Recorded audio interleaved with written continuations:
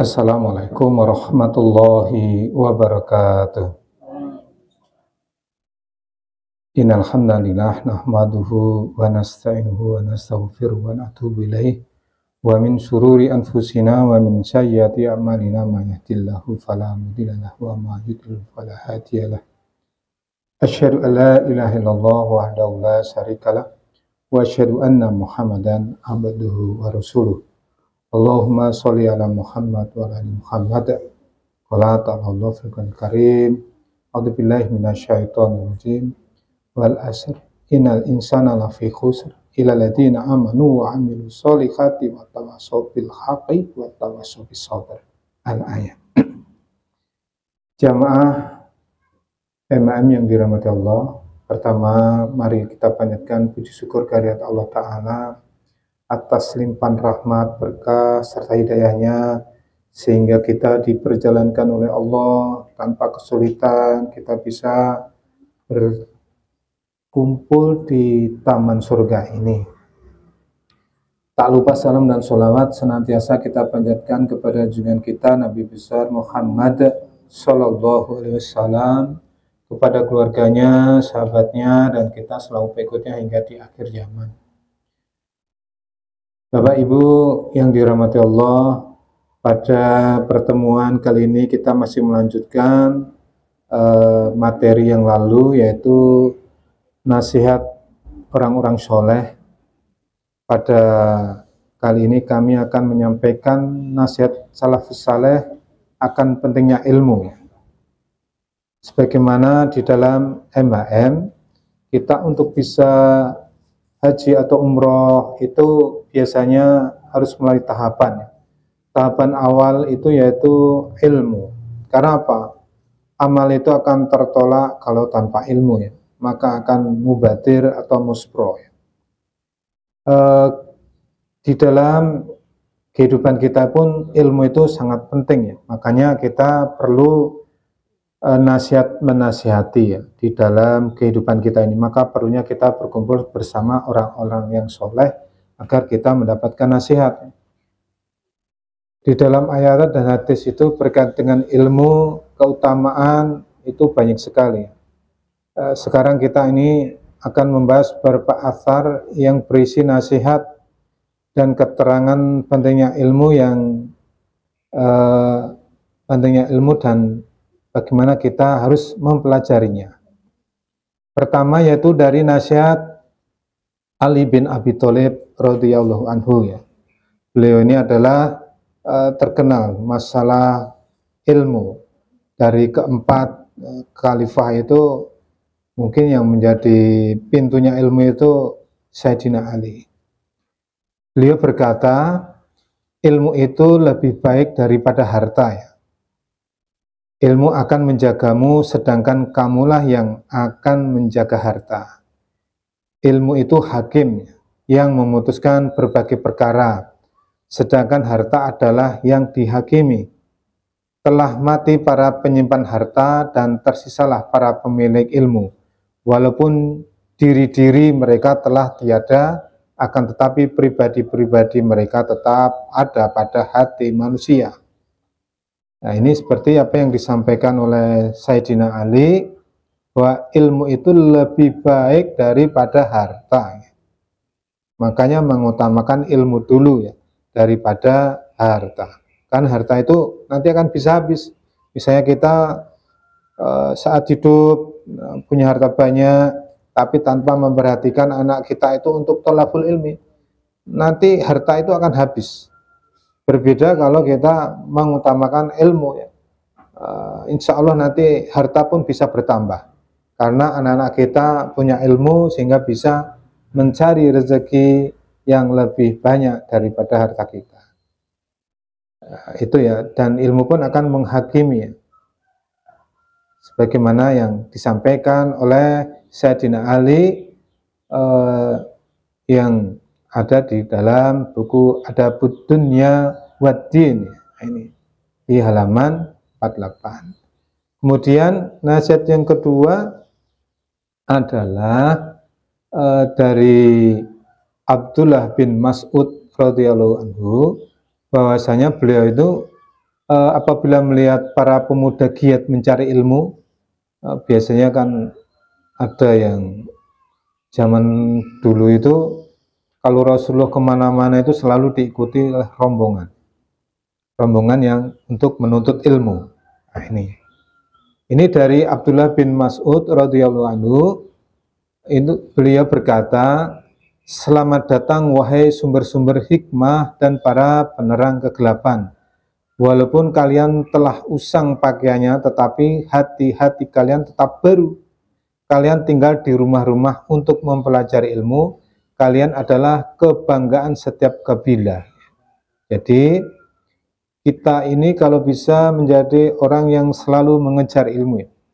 Di mana ada kajian, kalau bisa kita ini selalu hadir untuk mencerap ataupun mendapatkan ilmu dari para ustadz yang memberikan nasihat-nasihat. Bahwa secara umum ya,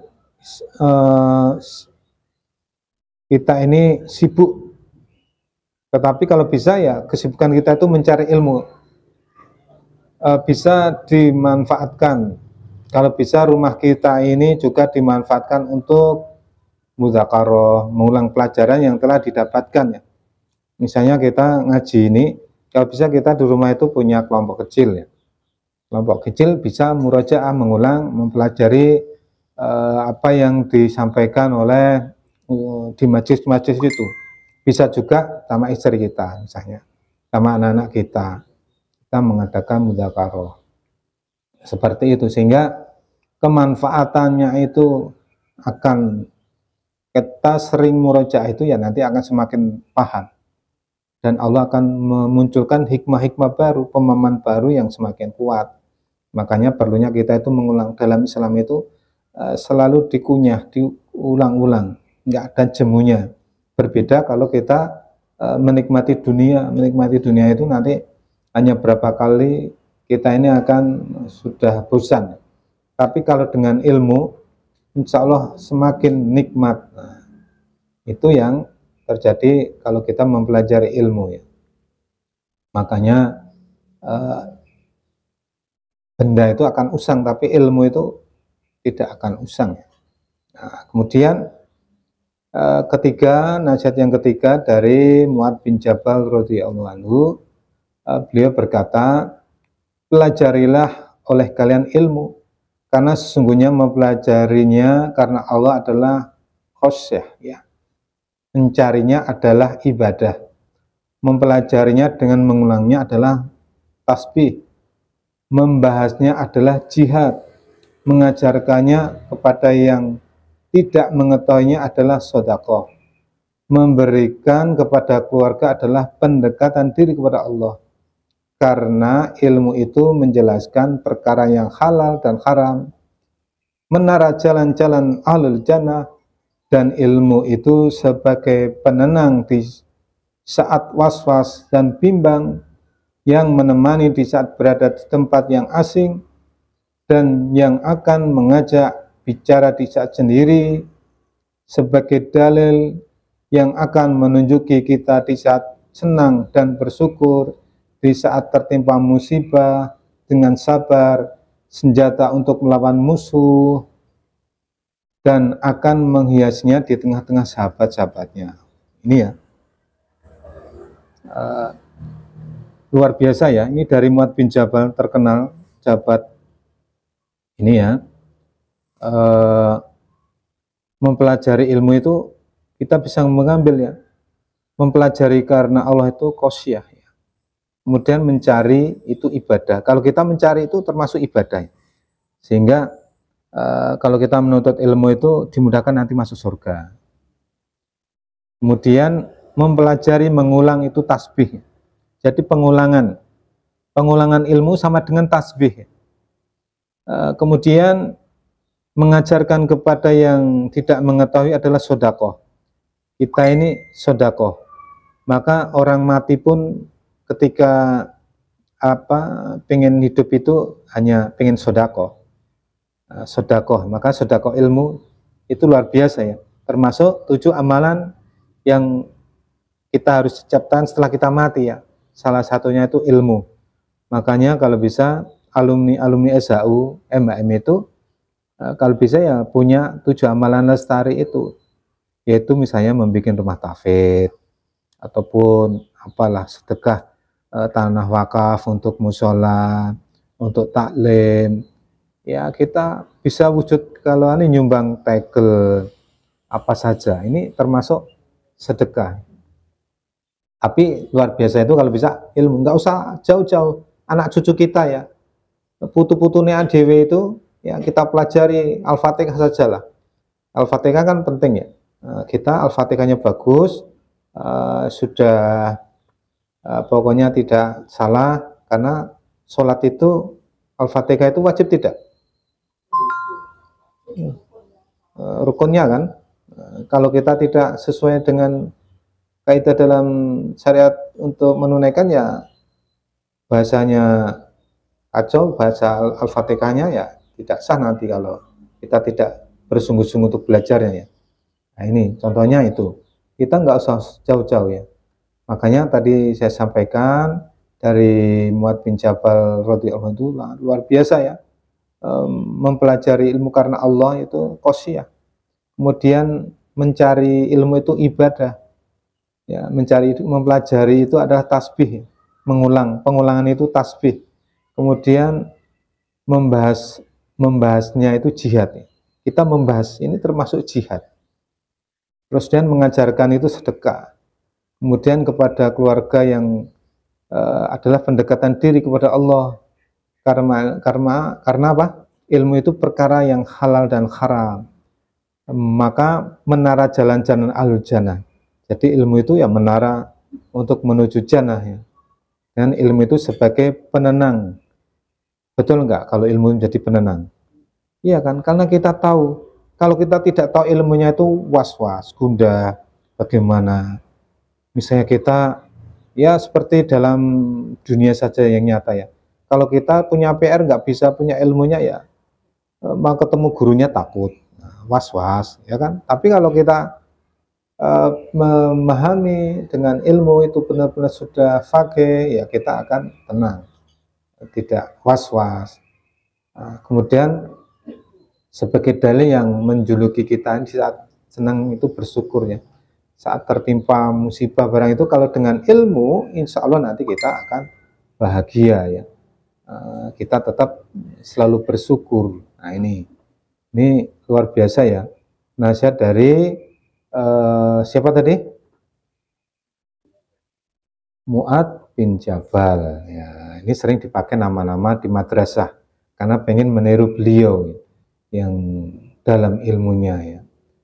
Kemudian nasihat berikutnya dari Umar bin Khattab radhiyallahu anhu.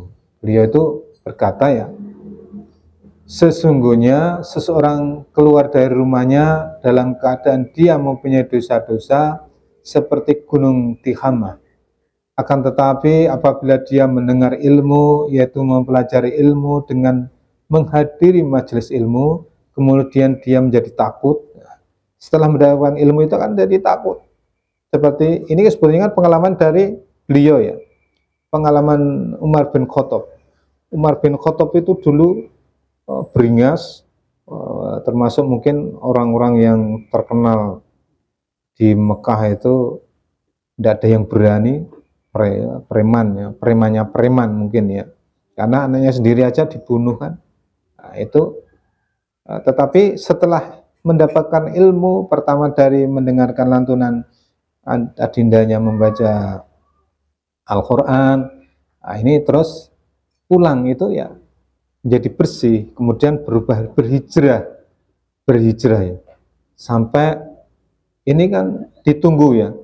Umar bin Khattab itu hijrahnya itu dari maksiat ke menjadi soleh itu ditunggu Rasulullah berapa tahun? 5 tahun ya. Sampai Kanjeng Nabi itu mungkin ada guyonan dari sahabat itu, selama keledai belum ada keledai bisa masuk lubang, nggak mungkin Sayyidina Umar itu bisa menjadi muslim. Tapi alhamdulillah 4. tahun, beliau itu penunggu yang lama kan, 5 tahun. Kan ada 2 Umar gitu. Alhamdulillah Umar bin Khattab yang bisa masuk ke dalam Islam. Itu contohnya itu.